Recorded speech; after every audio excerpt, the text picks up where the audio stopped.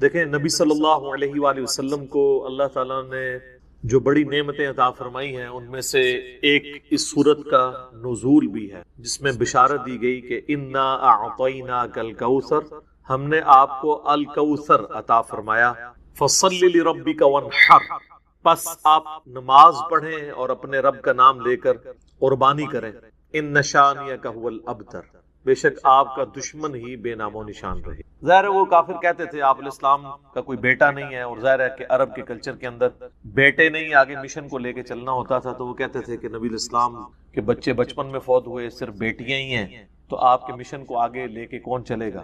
تو اللہ تعالیٰ نے فرمایا کہ ہم نے تو اپنے نبی کو خیر کثیر عطا فرمایا، آپ کو اللہ تعالیٰ کروڑوں روحانی بیٹے دے گا جو آپ کی دعوت قبول کرنے والے ہیں۔ اس کانٹیکسٹ میں صحیح بخاری میں ایک حدیث ہے کہ حضرت ابن عباس رضی اللہ تعالیٰ عنہما کہتے ہیں، امام بخاری اسی آیت کے کانٹیکسٹ میں سے لے کے ہیں کہ یہ الکوثر سے مراد خیر کثیر ہے، یعنی ہر خیر آپ علیہ السلام کو کثرت کی تعداد میں دی، فضائل کثرت سے ہیں، آپ صلی اللہ علیہ وآلہ وسلم کی اولاد کثرت سے ہے، آپ صلی اللہ علیہ وآلہ وسلم کے فالورز کثرت سے ہیں، دنیا میں بھی اور جنت میں جانے والے بھی۔ بخاری مسلم دونوں میں حدیث ہے کہ جنتیوں کا نصف میری امت سے ہوگا، اور ابن ماجہ میں حدیث ہے کہ جنتیوں کی 120 میں سے 80 صفحے میری امت سے ہوں گے، تو یہ خیر کثیر ہے آپ کو عطا فرمایا۔ تو بخاری کی اس حدیث میں آتا ہے کہ عبداللہ بن عباس کا جب یہ قول بیان کرتے ہیں حضرت سعید ابن جبیر، تو ان کو بعض تبع تابعین کہتے ہیں کہ جب ہم لوگوں سے یہ بیان کرتے ہیں نا کہ اس سے مراد خیر کثیر ہے، تو لوگ کہتے ہیں کہ نہیں، الکوثر سے مراد جنت کی ایک نہر ہے الکوثر۔ تو سعید ابن جبیر کہتے ہیں کہ جنت کی وہ نہر بھی تو خیر کثیر میں داخل ہے، حضور کو جو جنت کی نعمتیں ملیں گی وہ بھی کثرت کے ساتھ ملیں گی۔ تو یہ اس کی جو تفسیر ہے نا خیر کثیر والی، یہ سب سے آپٹیمل ہے، اس میں جو ہے وہ حوض کوثر بھی شامل ہے۔ جو صحیح مسلم میں حدیث ہے کہ نبی صلی اللہ علیہ وآلہ وسلم صحابہ میں بیٹھے تھے تو آپ کو اچانک ایک اونگ آئی، تھوڑی دیر بعد جب آپ کی آنکھ کھلی تو آپ مسکرا رہے تھے، اور پھر آپ نے کہا کہ ابھی ابھی اللہ تعالیٰ نے مجھ پہ یہ آیات نازل کی ہیں، بسم اللہ الرحمن الرحیم، یعنی آپ علیہ السلام نے بسم اللہ سے سٹارٹ کیا، انا اعطیناک الکوثر فصل لربک وانحر ان شانئک هو الابتر۔ اور پھر آپ نے فرمایا کہ جانتے ہو یہ الکوثر کیا ہے؟ تو صحابہ نے کہا اللہ اس کا رسول بہتر جانتے ہیں۔ تو آپ صلی اللہ علیہ وآلہ وسلم نے فرمایا یہ جنت میں ایک نہر ہے جو مجھے اللہ تعالیٰ نے عطا فرمائی ہے، اور اس کے کنارے کی جو مٹی ہے وہ کستوری سے زیادہ خوشبودار ہے، اور اس کے برتن آسمان کے ستاروں کے برابر ہیں۔ اور صحیح بخاری میں آتا ہے کہ شب معراج جب نبی علیہ السلام جنت میں سیر کر رہے تھے تو وہاں آپ کو ایک نہر دکھائی گئی، اور جبرائیل علیہ السلام نے کہا کہ یہ وہ الکوثر ہے جو آپ کو اللہ تعالیٰ نے عطا کی ہے۔ اور آپ صلی اللہ علیہ وآلہ وسلم کے الفاظ ہیں بخاری مسلم دونوں میں کہ اس کا جو مشروب ہے وہ دودھ سے زیادہ سفید، شہد سے زیادہ میٹھا، اور اس کی خوشبو کستوری کی خوشبو سے زیادہ ہے، اور جو کوئی ایک دفعہ میرے حوض کوثر سے وہ مشروب پی لے گا اسے کبھی بھی پیاس نہیں۔ جنت میں جو انسان کھائے پیے گا نا وہ بھوک کی وجہ سے نہیں، ذہن میں رکھے گا، بھوک ایک عیب ہے، پیشاب ایک عیب ہے، نیند ایک عیب ہے، اسی لیے یہ تینوں چیزیں جنت میں نہیں ہیں۔ جنت میں انسان کھائیں گے لذت لینے کے لیے، پیشاب نہیں ہوگا، بخاری مسلم میں الفاظ ہیں خوشبودار ڈکار آئے گی، سارا کھانا ہضم۔ تو جنت چونکہ نعمتوں کا نام ہے، کوئی کمزوری نہیں، وہاں پہ نیند بھی نہیں ہے۔ یہاں پہ تو ہم نیند کیوں یوز کرتے ہیں؟ تاکہ ہم نیکسٹ 24 گھنٹے میں پرفارم کر سکیں، یہ بلکہ بیٹری چارج ہوتی ہے۔ وہ میری خالہ جو ہے نا وہ بڑے پیارے الفاظ استعمال کرتی ہیں، ان کی بیٹیاں جب چھوٹی تھی نا تو سوئی ہوتی تھی نا تو کوئی ان سے پوچھتا تھا بیٹیاں کہتے ہیں چارجنگ تے لائی ہیں، کیونکہ بچے جب اٹھتے ہیں نا پھر تو آپ ان کو سنبھال بیٹھے، جب تک یہ سونا نہ جائیں سکون نہیں آتا، تو وہ جو سوتے ہیں نا وہ چارجنگ پہ لگے ہوئے ہوتے ہیں، پھر جیسے صبح انہوں نے اٹھنا نا ہیٹرلی اوپرلی کر دینی ہے۔ تو قیامت میں جنت والے دن آپ کو جنت میں چارجنگ کی ضرورت نہیں ہے، بلکہ نیند وہاں پہ ضرورت ہی نہیں، اللہ تعالیٰ نے ویسے ہی انسان کو اتنی انرجی دی ہوئی ہوگی۔ تو لہٰذا آپ علیہ السلام کا جو فرمان ہے نا کہ جو ایک بار پیے گا وہ کبھی پیاسا نہیں ہوگا، تو کسی کے ذہن میں خیال آ سکتا ہے کہ پیاسا نہیں ہوگا تو پھر پانی کی لذت کیا؟ وہ اللہ تعالیٰ نے جنت کی نعمتوں میں لذت ہی اتنی رکھی ہے کہ انسان لذت کی وجہ سے اس کو استعمال کرے۔ اور پھر انہی احادیث میں بخاری و مسلم کے موجود ہے کہ میرے حوض کوثر پہ پھر ایسے لوگ بھی لائے جائیں گے جن میں پہچانتا ہوں گا، اور جب میں انہیں مشروب پلانے لگوں گا تو میرے ان کے درمیان ایک آڑ قائم کر، تو میں کہوں گا یہ تو میرے صحابہ ہیں، اصحابی اصحابی، امتی والی روایتیں بھی ہیں بخاری مسلم میں، اصحابی والی. تو مجھے بتایا جائے گا کہ یا رسول اللہ آپ کو نہیں پتا آپ کے بعد انہوں نے دین میں بدعتیں جاری کر دی تھی اور الٹے قدم پھر گئے. تو آپ صلی اللہ علیہ وآلہ وسلم فرماتے ہیں کہ پھر میں کہوں گا سحقا سحقا لمن غیر بعدی، ان پہ پھٹکار ہو، ان کو مجھ سے دور کر دو جنہوں نے میرے بعد میرے دین کو بدل دیا. یہ حدیث بخاری اور مسلم دونوں میں ہے، اور حوض کوثر والے چیپٹر میں امام مسلم اسے لے کے آئے ہیں، بخاری میں موجود ہے. اس حدیث پہ کامنٹس ہیں عبداللہ ابن ابی ملیکہ تابعی کے. وہ جب بھی یہ حدیث بیان کیا کرتے تھے تو وہ کہا کرتے تھے اے اللہ ہم تجھ سے یہ دعا کرتے ہیں کہ تیرے نبی کی وفات کے بعد ان کے دل سے الٹے قدم نہ پھرے، آمین ثم آمین. تو اللہ تعالیٰ ہمیں حوض کوثر پہ آپ صلی اللہ علیہ وآلہ وسلم کے مبارک ہاتھوں سے مشروب نصیب فرمائے.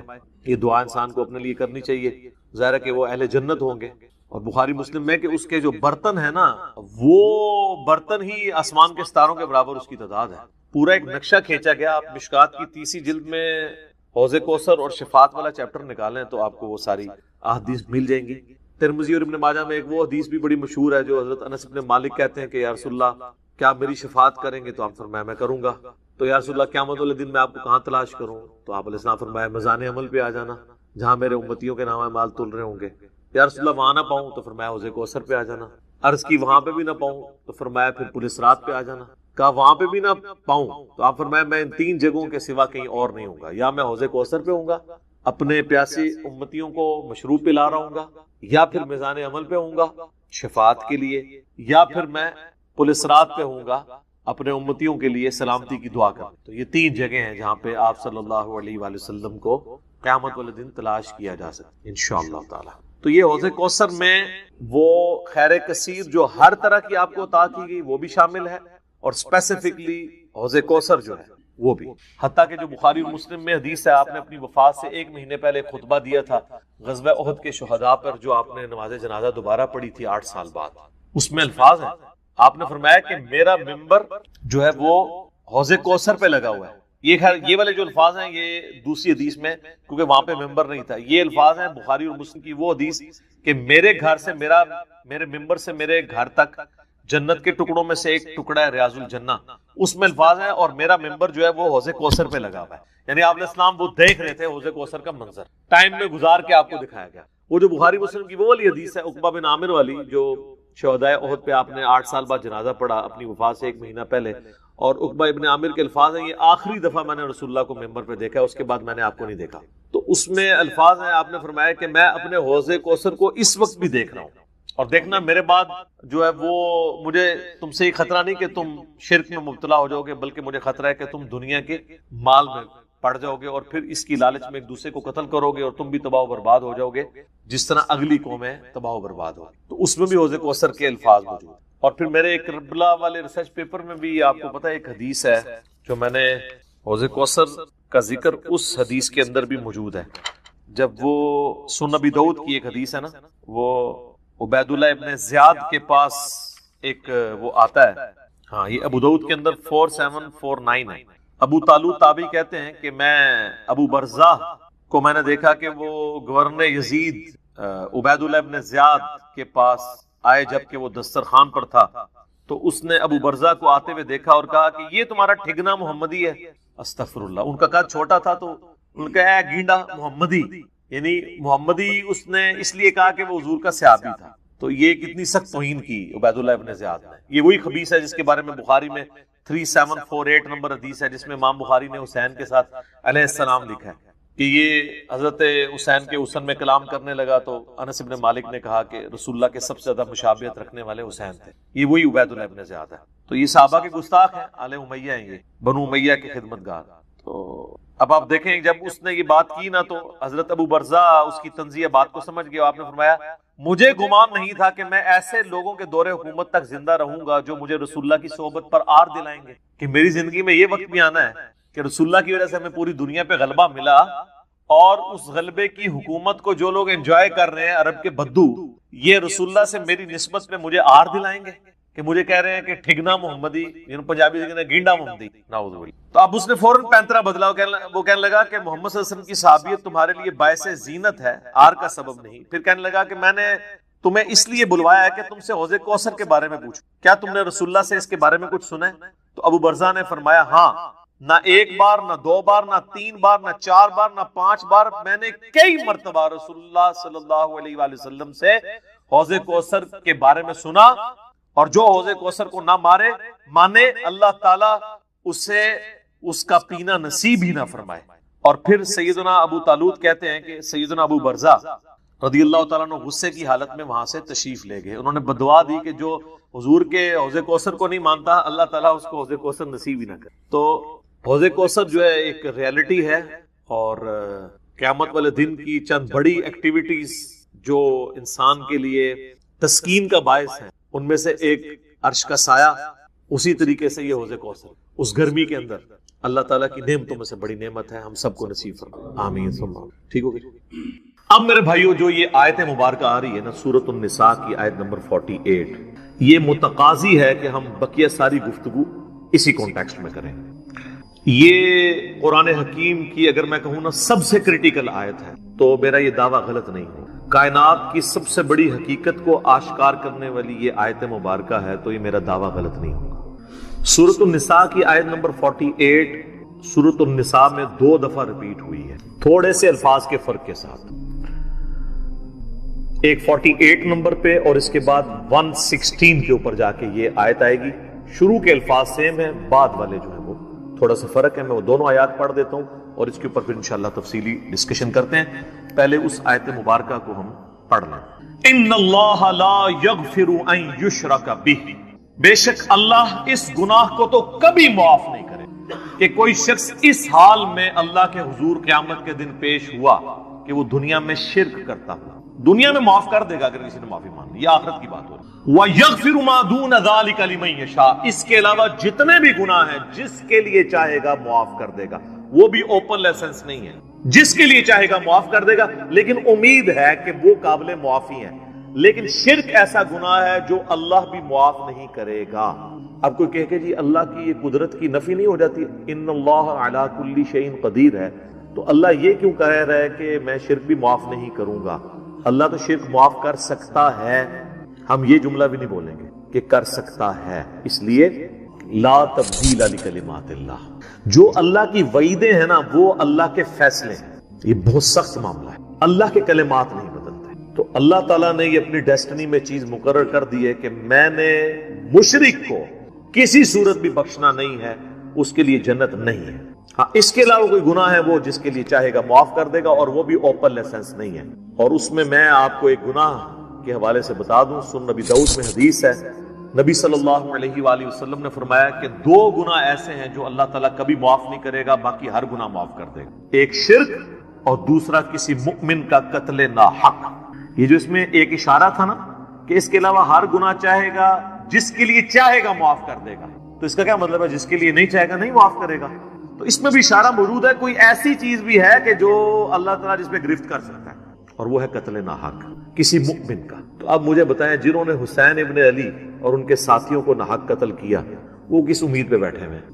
اور ان کو جنت کی جھوٹی خوشخبریاں سنانے والے کس امید پہ بیٹھے ہوئے ہیں؟ سوچنے والوں کے لیے یہ چیز کافی ہے۔ سن نبی داؤد کی حدیث، وَمَن يُشْرِكْ بِاللَّهِ، اور جس نے اللہ کے ساتھ شرک کیا، فَقَدِ افْتَرَىٰ إِثْمًا عَظِيمًا، تو اس نے بہت بڑا جھوٹ اللہ تعالیٰ کے اوپر باندھ دیا، بہت بڑا گناہ کا کام اس نے کیا جس نے شرک کیا۔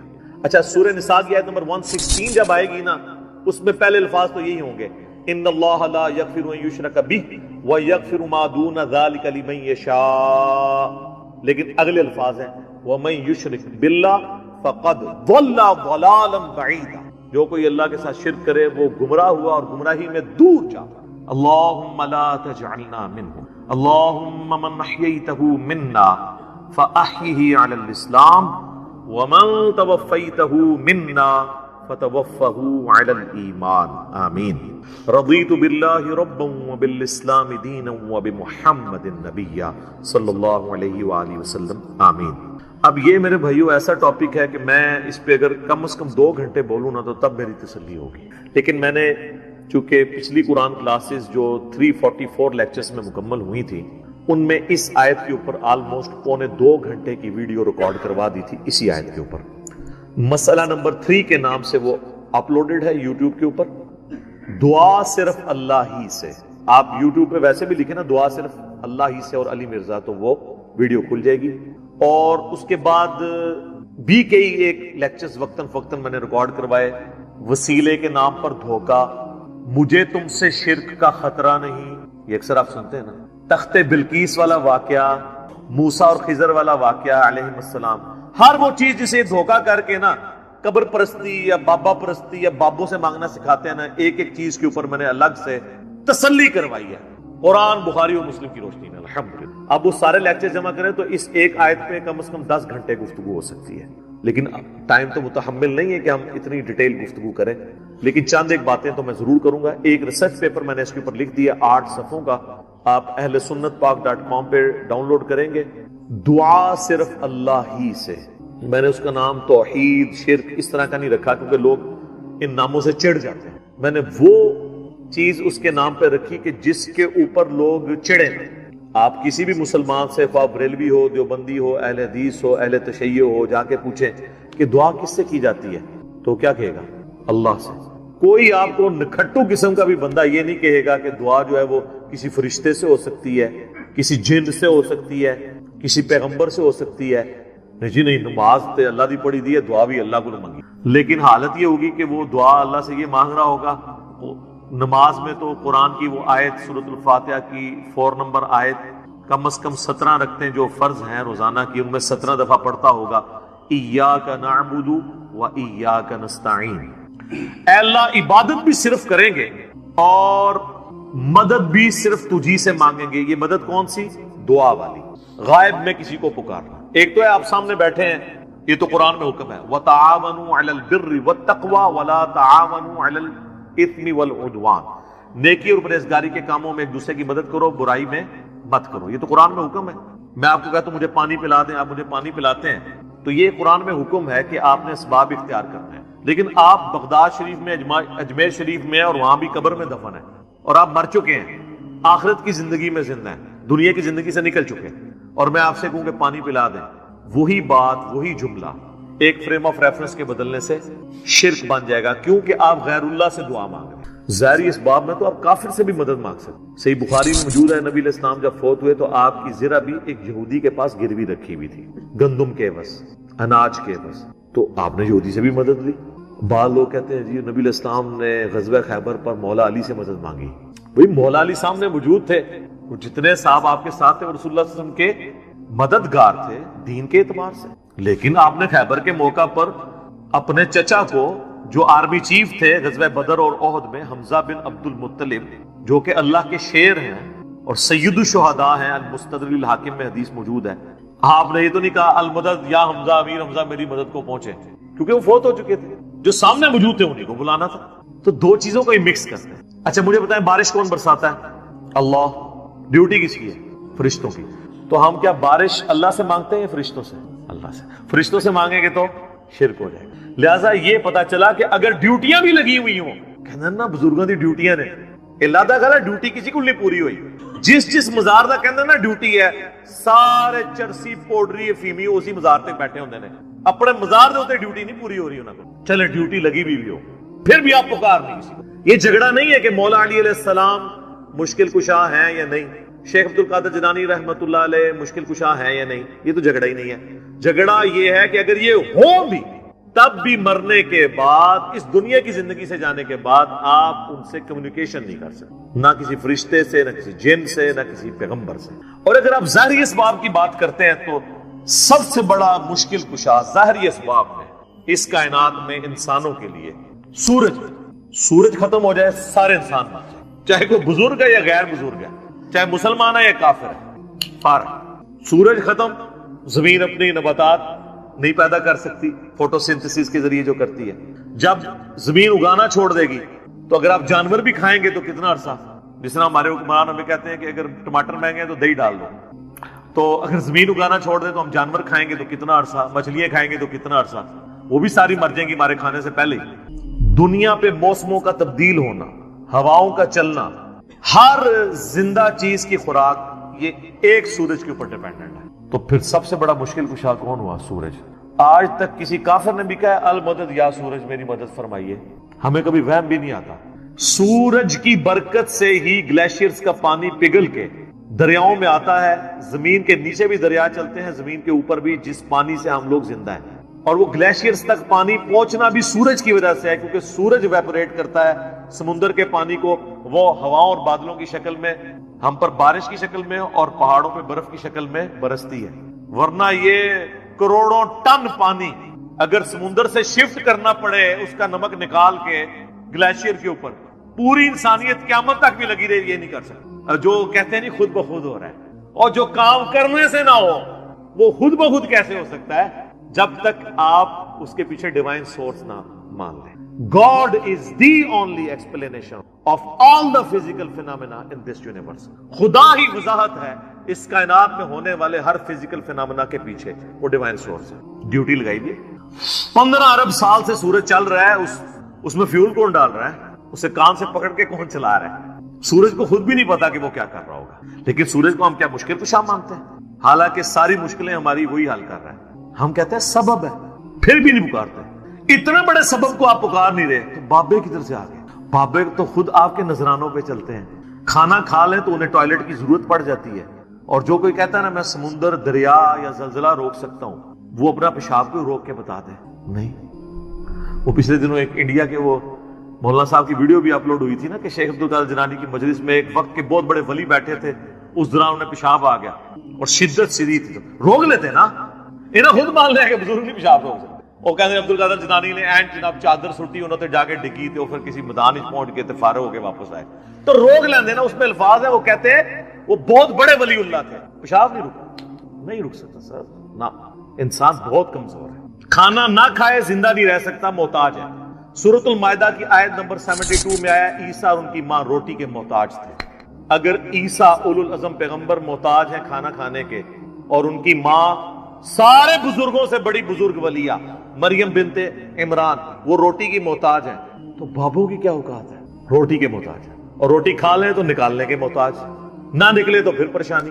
سب کچھ اللہ کر رہا ہے. تو میرے بھائی جب یہ اللہ کر رہا ہے, پکارنا اللہ کو ہے. ایاک نعبد و ایاک نستعین. یہ ہمارا مین جھگڑا ہے شرک کے حوالے سے.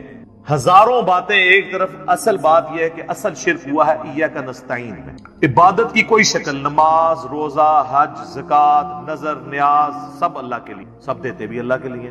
بس اصالہ ثواب کی نیت کرتے ہیں, وہ چھوٹا مسئلہ ہے. ٹھیک ہے, میت کی طرف سے اصالہ ثواب ہو سکتا ہے, لیکن ایاک نستعین میں مسلمانوں کی اکثریت شرک کر رہی ہوتی ہے. اچھا, نماز میں نہیں کرتی. نماز میں آج تک کسی نے یا علی مدد یا شیخ عبدالقادر جیلانی مدد نہیں پڑھا. نماز میں کیا پڑھتے ہیں, ایاک نعبد و ایاک نستعین. تو سر مولا علی بھی نمازوں میں اللہ کو پکارتے تھے, نماز کے بعد بھی اللہ کو پکارتے تھے. مولا علی کا ماننے والا وہ ہوگا جو مولا علی کی طرح اللہ ہی کو پکارے, ورنہ مولا علی کا ماننے والا تو وہ نہ ہوا. تو یہ آپ دیکھیں کتنی بڑی جرت کا یہ لوگ کام کر رہے ہوتے ہیں. ہم جب سمجھاتے ہیں تو کہتے ہیں آپ گستاخی کر رہے ہیں. سر جب آپ عیسائیوں کو سمجھاتے ہیں نا کہ حضرت عیسیٰ ابن مریم اللہ کے بیٹے نہیں ہیں, تو عیسائی بھی سمجھتے ہیں آپ حضرت عیسیٰ کی گستاخی کر رہے ہیں. اور قرآن میں تو بہت سخت بات آئی ہے. سورہ المائدہ کی آیت نمبر 17 میں لقد کفر الذین قالوا ان اللہ هو المسیح ابن مریم, بے شک وہ لوگ کفر کر رہے ہیں جو یہ کہہ رہے ہیں کہ عیسیٰ ابن مریم ہی اللہ ہیں. اس کے بعد کتنے سخت الفاظ ہیں.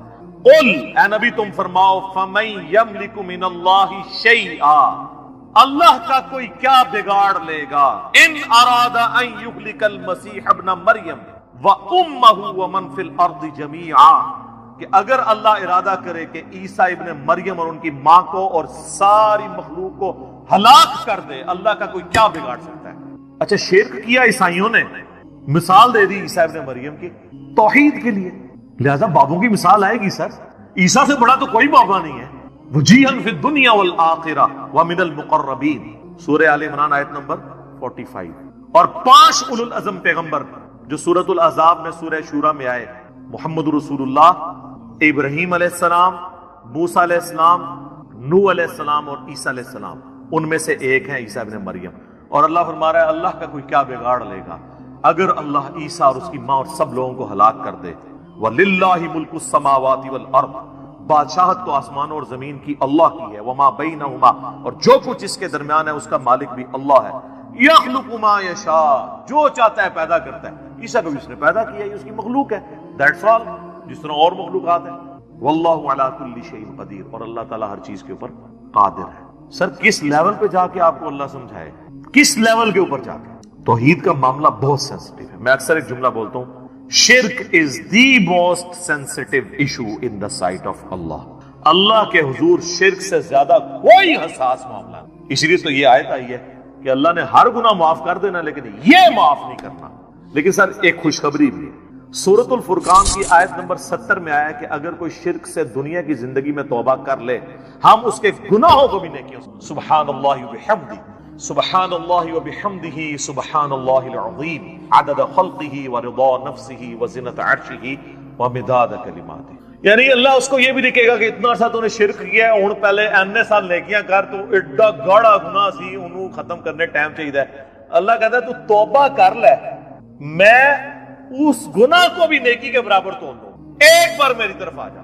صحیح مسلم میں حدیث ہے اور جامعہ ترمذی میں بھی، اے میرے بندے اگر تو اتنے گناہ کر لے کہ آسمان تک پہنچ جائیں اور صرف ایک دفعہ مجھ سے معافی مانگ لے، میں تیری توبہ قبول کر لوں، اور اے میرے بندے اگر تو زمین و آسمان گناہوں کے بھر کے قیامت والے دن میرے پاس آیا لیکن تو نے ایک گناہ نہ کیا ہوا اور وہ ہے مجھ سے کے ساتھ کسی کو شریک ٹھہرانا، تو میں اس قدر مغفرت کے ساتھ اس سے ملاقات کر لوں گا اگر تو نے شرک نہ کیا۔ بس یہ گارنٹی دے۔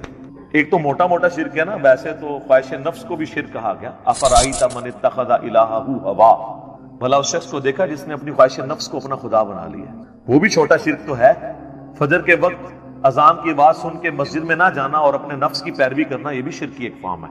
اسی لیے ابراہیم علیہ السلام کو سب سے بڑی جو ڈگری قرآن میں اللہ نے دی ہے نا، وہ کیا ہے؟ وما کان من المشرکین، وہ مشرک نہیں تھے۔ ہاں بندہ کہتا ہے یار یہ کون سی ڈگری ہے، مشرک تو میں بھی نہیں ہوں۔ نا سر نا، ابراہیم علیہ السلام دی توحید اور تہاڈی میری توحید اور، وہ ہر طرح کے شرک سے آزاد ہو چکے۔ سر اس سے بڑی کیا بات ہوگی؟ اللہ نے قرآن پاک میں فرمایا کہ سورۃ البقرہ میں کہ جب جب ابراہیم کو اس کے رب نے آزمایا تب تب وہ آزمائش میں پورا اترا، اور سورۃ النجم میں فرمایا ابراہیم وہ ہے جو ہم سے وفا کرنے والا، اور سورہ الصافات میں آیا کہ ہم نے اسے اتنی بڑی آزمائش میں ڈالا کہ اس کے بچے کی قربانی کا اسے حکم دیا تو وہ تیار ہو گیا اس کے لیے، تو انہوں نے بیٹے کو بھی اللہ کے مقابلے پہ کھڑے نہیں ہونے دیا، اس لیے کہا گیا وما کان من المشرکین۔ یہ کوئی چھوٹی ڈگری نہیں، بہت بڑی ڈگری ہے۔ تو شرک کا معاملہ بہت سینسٹیو ہے۔ یہ صحیح مسلم کی میں نے آپ کو حدیث بتائی، ایک اور حدیث ہے صحیح مسلم کے اندر ہی کہ نبی علیہ السلام جب شب معراج گئے تو اللہ تعالیٰ نے ان کو 3 تحفے دیے۔ نمبر 1 5 نمازیں، نمبر 2 سورۃ البقرہ کی آخری 2 آیات آمن الرسول، اور تیسرا یہ کہ میں گارنٹی دیتا ہوں کہ آپ کا جو امتی شرک نہیں کرے گا نا، میں اس کی مغفرت کر دوں گا قیامت والے دن، یعنی at the end of the day, اپنا عذاب بھگتنے کے بعد۔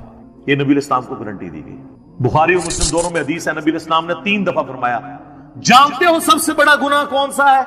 جانتے ہو سب سے بڑا گناہ کون سا ہے؟ جانتے ہو سب سے بڑا گناہ کون سا ہے؟ صحابہ نے کہا یا رسول اللہ اور اس کا رسول بہتر جانتے۔ آپ فرمایا کیا میں تمہیں بتا نہ دوں؟ تمہیں بتا نہ دوں؟ بتا نہ دوں؟ کہ یا رسول اللہ بتائیں۔ فرمایا اللہ کے ساتھ شرک۔ اور ایک اور حدیث ہے بخاری اور مسلم کی، اس میں بھی یہی الفاظ ہیں، لیکن اس میں الفاظ ہیں کہ تم اللہ کے ساتھ شرک کرتے ہو حالانکہ اس نے تمہیں پیدا کیا ہے۔ پیدا کرنے والا اور پیدا ہوا برابر نہیں ہو سکتا۔ سر اللہ ہی ہے جو پیدا کرنے والا ہے، باقی سب پیدا ہوئے ہیں، تو وہ اللہ کے مقابلے میں کیسے آ سکتے ہیں؟ نیور، کبھی نہیں آ سکتے۔ صحیح بخاری اور مسلم میں ایک اور حدیث ہے، معاذ ابن جبل کہتے ہیں کہ میں نبی علیہ السلام کے پیچھے ایک دفعہ سواری پہ گدھے پہ بیٹھا تھا، آپ کے اور میرے درمیان بس ایک پالان کی لکڑی تھی، یعنی آپ علیہ السلام نے اپنے پیچھے وہ ایک چھوٹی سی لکڑی رکھی ہوئی تھی کمر کو سپورٹ دینے کے لیے۔ اب وہ یہ نقشہ اس لیے کھینچ رہے تھے اپنا رسول اللہ سے قرب بتانے کے لیے کہ میری خوش نصیبی ہے کہ حضور گدھے پہ بیٹھے ہیں آگے، اور میرے اور نبی علیہ السلام کے درمیان صرف ایک لکڑی کی وہ پالان کی ڈنڈی ہے لکڑی کی۔ سر آپ ذرا خوش نصیبی کا لیول دیکھیں۔ اور نبی علیہ السلام سواری پہ مجھ سے ارشاد فرماتے ہیں معاذ، تو کہتے ہیں میں نے کہا یا رسول اللہ حاضر ہوں، حکم کیجئے۔ پھر حضور نے دوسری دفعہ کہا اے معاذ، پھر انہوں نے کہا یا رسول اللہ میں حاضر ہوں، تیسری دفعہ بھی اس طرح۔ پھر حضور نے، یعنی یہ اس لیے آپ کرتے تھے کہ کسی کو اٹینٹیو کریں کہ میں آپ کو بہت بڑی بات کرنے لگا۔ تو میں معاذ جانتے ہو کہ اللہ کا اپنے بندوں پہ کیا حق ہے؟ کہ رسول اللہ اور اس کا رسول بہتر جانتے ہیں۔ فرمایا کہ اللہ کا اپنے بندوں پہ یہ حق ہے کہ وہ صرف اسی کی عبادت کریں اور اس کے ساتھ کسی کو شریک نہ ٹھہریں۔ تو پھر نبی علیہ السلام خاموش ہو گئے، سواری تھوڑی آگے گئی، پھر آپ نے کہا معاذ کہ یا رسول اللہ حاضر، لبیک یا رسول اللہ، یہ الفاظ ہیں، یا رسول اللہ حاضر ہوں۔ پھر کہا معاذ لبیک یا رسول اللہ، 3 دفعہ۔ پھر جانتے ہو جو بندہ یہ کر لے کہ وہ شرک نہ کرے اور اللہ کی ہی عبادت کرے، اس بندے کا اپنے رب پہ کیا حق ہے؟ ہائے ہائے ہائے، بندے کا کیا حق ہو سکتا ہے؟ بندے کی کیا اوقات ہے؟ لیکن اللہ نے انسان کو یہ عزت دی ہے کہ جو شرک نہیں کرتا اور صرف اس کی بات کرتا ہے، وہ پھر اللہ پہ حق رکھتا ہے کہ ایسے بندے کو اللہ عذاب نہ دے اور قیامت والے دن بخش دے۔ یہ ہے اس بندے کا حق اپنے رب کے۔ اللہم اجعلنا منہم، آمین۔ اللہم انا نسألک جنت الفردوس مع النبیین والصدیقین والشہداء والصالحین، آمین۔ یہ اس بندے کا حق ہو جائے گا۔ سنن ابن ماجہ میں اور مسند احمد میں حدیث ہے، معاذ ابن جبل کہتے ہیں، یہی معاذ اور ابو درداء اصحاب صفہ میں سے، وہ کہتے ہیں میرے خلیل نے، میرے جگری یار نے رسول اللہ کے لیے وہی لفظ۔ سیدہ ام ہانی کہتی ہیں یا رسول اللہ میں بوڑھی ہو گئی ہوں، لمبے وظیفے مجھ سے کوئی نہیں ہوتے، مجھے کوئی ایک وظیفہ ایسا بتا دیں جو میں کر لوں میرے لیے کفایت کرے۔ سر جو وظیفہ پھر لیا ہے نا مولا علی کی بہن نے، وہ ایسا وظیفہ ہے کہ مجھے ابھی تک اتنا تگڑا اور کوئی وظیفہ نہیں احادیث میں نظر آیا جس کی اتنی فضیلت ہو۔ آپ علیہ السلام نے فرمایا 100 دفعہ روزانہ سبحان اللہ پڑھ لیا کرو، تمہیں 100 غلام آزاد کرنے کا ثواب ملے گا۔ سر روزہ اگر آپ توڑ بیٹھیں تو ایک غلام آزاد کرنا پڑتا ہے، تو 100 روزوں سے بھی کے برابر یہ آپ سمجھ لیں۔ 100 دفعہ الحمدللہ پڑھ لیا کرو، تمہیں 100 گھوڑے اللہ کی راہ میں جہاد کے لیے بھیجنے کا ثواب ملے گا۔ 100 دفعہ اللہ اکبر پڑھ لیا کرو، تمہیں 100 اونٹ اللہ کی راہ میں بھیجنے کا، قربان کرنے کا، نہر کرنے کا ثواب ملے گا۔ 100 اونٹ، سر ایک اونٹ کی قیمت آلموسٹ 2-2.5 لاکھ روپے، کروڑوں روپے کا وظیفہ ہے جی، ملینز آف ڈالرز کا یہ وظیفہ ہے فری میں۔ اور 100 دفعہ لا الہ الا اللہ پڑھ لیا کرو، یہ زمین و آسمان کے درمیان جتنا فاصلہ ہے اس کو ثواب سے بھر دے گا۔ سر لا الہ الا اللہ کے پھر برابری کون کر سکتا ہے؟ وہ حدیث بطاقہ ہے نا، کاغذ کے پرزے والی حدیث جامع ترمذی میں، کہ ایک شخص کے 99 دفاتر گناہوں کے کھولے جائیں گے اور نامہ مال تل رہا ہوگا، تو اللہ تعالیٰ فرمائے گا میں کسی کے ساتھ ناانصافی نہیں کرتا۔ دوسری طرف ایک کاغذ کا ٹکڑا ڈالا جائے گا جس پہ لا الہ الا اللہ لکھا ہوگا۔ وہ شخص کہے گا یہ ایک ٹکڑا کیا کر سکتا ہے، بس وہ رکھنے کی دیر ہوگی، وہ پڑھنا بھاری ہو جائے گا۔ اللہ کے نام سے تو وزنی کوئی چیز نہیں ہو سکتی، اسے کہتے ہیں کاغذ کے پرزے والی حدیث، اس کے لیے جنت کا حکم ہو جائے گا۔ لا الہ الا اللہ کا مقابلہ نہیں ہے۔ تو یہ 4 وظیفے ہیں، سبحان اللہ، الحمدللہ، اللہ اکبر، لا الہ الا اللہ۔ یہ اتنا محبوب وظیفہ ہے کہ جو سنن ابی داؤد میں، جامع ترمذی میں صلاۃ و تسبیح والی حدیث ہے، اس میں 300 دفعہ کون سے کلمات پڑھے جاتے ہیں؟ یہی سبحان اللہ والحمدللہ ولا الہ الا اللہ واللہ اکبر، بس اتنا ہی پڑھنا ہوتا ہے۔ یہ ولا حول ولا قوت الا باللہ کی حدیثیں الگ سے ہیں، لیکن صلاۃ و تسبیح میں اتنا ہی پڑھنا ہوتا ہے، 4 کلمات۔ حتیٰ کہ صحیح مسلم میں حدیث ہے، نبی علیہ السلام نے فرمایا یہ 4 کلمات مجھے ہر اس چیز سے بڑھ کر محبوب ہیں جن پہ سورج طلوع ہوتا ہے، یعنی دنیا اور جو کچھ دنیا کے اندر ہے اس سے بڑھ کر مجھے یہ چیز محبوب ہے کہ میں یہ 4 کلمات کہہ لوں، سبحان اللہ والحمدللہ ولا الہ الا اللہ واللہ اکبر۔ اور صحیح مسلم کی ایک اور حدیث ہے کہ نبی علیہ السلام نے فرمایا اللہ تعالیٰ کو اس سے بڑھ کر کوئی اور کلمات محبوب نہیں ہے، اور یہ حصہ بخاری میں بھی ہے اس کا، اور اس میں اللہ تعالیٰ کی طرف سے کوئی پابندی نہیں ہے، تم ان کی ترتیب بھی بدل سکتے ہو، یعنی سبحان اللہ کے بعد آپ اللہ اکبر پڑھ لیں، پھر لا الہ الا اللہ، کوئی فرق نہیں ہے۔ یہ ایک اوپن چیز ہے، آپ یوں بھی کر سکتے ہیں کہ پہلے 100 دفعہ پڑھ لیں سبحان اللہ سبحان اللہ سبحان اللہ، الحمدللہ الحمدللہ الحمدللہ، اللہ اکبر، کیونکہ را کو پھر لام سے ملائیں گے، اللہ اکبر اللہ اکبر اللہ اکبر، لا الہ الا اللہ لا الہ الا اللہ لا الہ الا اللہ۔ اور یوں بھی پڑھ سکتے ہیں، وہ زیادہ بہتر ہے، سبحان اللہ والحمدللہ ولا الہ الا اللہ واللہ اکبر، کیونکہ اکبر پہ وقف کریں گے، ورنہ یہ سبحان اللہ تو الحمدللہ ہی پڑھ نہیں سکتے آپ، کیونکہ الحمدللہ الحمدللہ بنے گا کانٹینیوس، جیسے اللہ اکبر اللہ اکبر اللہ اکبر بنتا ہے، تو وقف کرنا پڑے گا سوائے سبحان اللہ کے۔ سبحان اللہ یہ تو پڑھ سکتے ہیں، لیکن الحمدللہ کو الحمدللہ وقف کرنا پڑے گا۔ اللہ اکبر اگر ملائیں گے تو اللہ اکبر، را کو لام سے، تو اس کی بجائے اتنی مشکل میں نہ پڑے، سبحان اللہ والحمدللہ ولا الہ الا اللہ واللہ اکبر، ایک تسبیح پڑھ لے، 4 وظیفے 100 دفعہ ہو جائیں گے۔ کیونکہ نبی علیہ السلام نے اجازت دے دی ہے نا، آگے پیچھے دائیں بائیں کچھ بھی کر سکتے ہو، اور یہ ترتیب تو صراط و تسبیح میں موجود ہے۔ نبی علیہ السلام نے کلمات پڑھے بھی ہیں۔ آپ کو پتہ ہے تبلیغی جماعت والے 3 وظیفے بتاتے ہیں، ویسے بڑی سمجھداری سے ہی کسی نے وہ ڈیوائز کیے ہوئے ہیں۔ 100 دفعہ وہ یہ بتاتے ہیں سبحان اللہ والحمد للہ ولا الہ الا اللہ واللہ اکبر، وہ ساتھ وہ بتاتے ہیں ولا حول ولا قوت الا باللہ، وہ بھی پڑھ سکتے ہیں، وہ بھی صحیح بخاری میں رات کو اٹھتے وقت کی دعا ہے۔ ہل علی العظیم تک بھی پڑھ سکتے ہیں، وہ ابن ماجہ میں موجود ہے۔ تو یہ جو صلاۃ و تسبیح کے اندر بھی پڑھا جاتا ہے، لیکن اس میں لا حول ولا قوت الا باللہ نہیں، وہ تو لادہ سے بخاری مسلم میں حدیث ہے کہ جنت کے خزانوں میں سے ایک خزانہ ہے لا حول ولا قوت الا باللہ۔ تو آپ پڑھنا چاہتے ہیں ضرور پڑھیں، اس میں وظیفے کے طور پہ آپ پوری تسبیح اس کی پڑھ لیں بے شک۔ تو تبلیغ جماعت والے یہ بتاتے ہیں 100 دفعہ درود شریف بتاتے ہیں اور 100 دفعہ استغفار بتاتے ہیں، تو بہت انٹلیکچوئل چیز ہے۔ یہ وظیفہ اتنا کمال ہے کہ آپ کے ہر فرض نماز کے بعد یہ وظیفہ نبی علیہ السلام نے مشروع کیا ہے۔ مسلم شریف میں حدیث ہے ہر فرض نماز کے بعد یہ وظیفہ پڑھنے والا کبھی نامراد نہیں جاتا۔ 33 دفعہ سبحان اللہ، 33 دفعہ الحمدللہ اور 34 دفعہ اللہ اکبر۔ اور ایک حدیث میں ہے مسلم شریف کی کہ جو پڑھے 33 دفعہ سبحان اللہ، 33 دفعہ الحمدللہ، 33 دفعہ اللہ اکبر اور 100 کا عدد پورا کرنے کے لیے پڑھ لے لا الہ الا اللہ وحدہ لا شریک لہ لہ الملک ولہ الحمد وہو علی کل شیء قدیر۔ 100 کا عدد اس سے بھی پورا کر سکتے ہیں اور 100 کا عدد اللہ اکبر کہہ کے بھی پورا کر سکتے ہیں، تو اس کے سارے گناہ معاف کر دیے جائیں گے، اگرچہ سمندر کی جھاگ کے برابر ہی کیوں نہ ہو۔ لیکن وہ صغیرہ گناہ، کبیرہ گناہ صرف توبہ سے معاف ہوتے ہیں۔ وہ صحیح مسلم میں حدیث ہے کہ اگر بڑے گناہوں سے بچا جائے تو ایک جمعے سے دوسرا جمعہ، ایک رمضان سے دوسرا رمضان اور ایک نماز سے دوسری نماز درمیان کے گناہوں کا کفارہ بن جائے گی۔ لیکن جو نماز ہی نہیں پڑھتا تو جمعہ پڑھتا رہے تو وہ تو بڑے گناہوں سے نہیں بچا ہوا نا۔ مسلم شریف میں حدیث ہے بندے کے کفر اور اسلام کے درمیان فرق نماز ہے۔ یہ نہ ہو کہ ایک رمضان پڑھ لے اگر رمضان کے بھی چلے سارے، نہیں نا، اس طرح نہیں ہوگا۔ تو یہ وظیفہ اتنا کمال ہے، بخاری مسلم دونوں میں حدیث ہے۔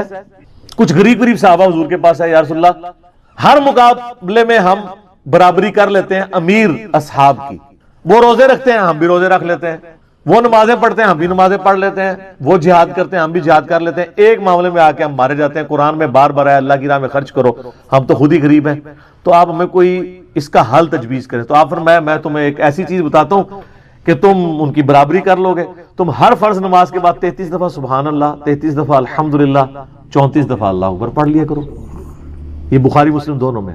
کچھ دنوں کے بعد پھر وہ حاضر ہوئے، یا رسول اللہ وہ تو امیر صحابہ کو بھی پتہ چل گیا، وہ بھی یہی کچھ پڑھ رہے ہیں، اب ہم کیا کریں؟ تسی تک لو جناب، تسی گرین کارڈ دے تے بلو کارڈ دے چکر وچ پے ہو، دنیا دے آخرت کے نہیں۔ صحابہ کرام آخرت کے بلو اور گرین کارڈ کی بات کرتے تھے۔ تو نبی علیہ السلام مسکرائے، آپ نے فرمایا ذالک فضل اللہ یؤتی من یشاء، یہ اللہ کا فضل ہے، میں تو اللہ کا فضل نہیں روک سکتا، ٹھیک ہے نا۔ تو ظاہر گیون سرکمسٹانسز اللہ کے دیے ہوئے ہیں، اس کے اندر آپ بیسٹ پرفارم کرنے کی کوشش کریں۔ اللہ کے فضل کو تو کوئی روک نہیں لگا سکتا نا، کوئی یہ نہیں کہہ سکتا کہ جی وہ یعنی تیرے ہوتے جنم لیا ہوتا کیوں نہیں ہوا، ہو سکتا ہے ابو جہل ہی ہوتا۔ تو جس حال میں اللہ نے رکھا ہے اسی کو آپ بہتر سمجھیں۔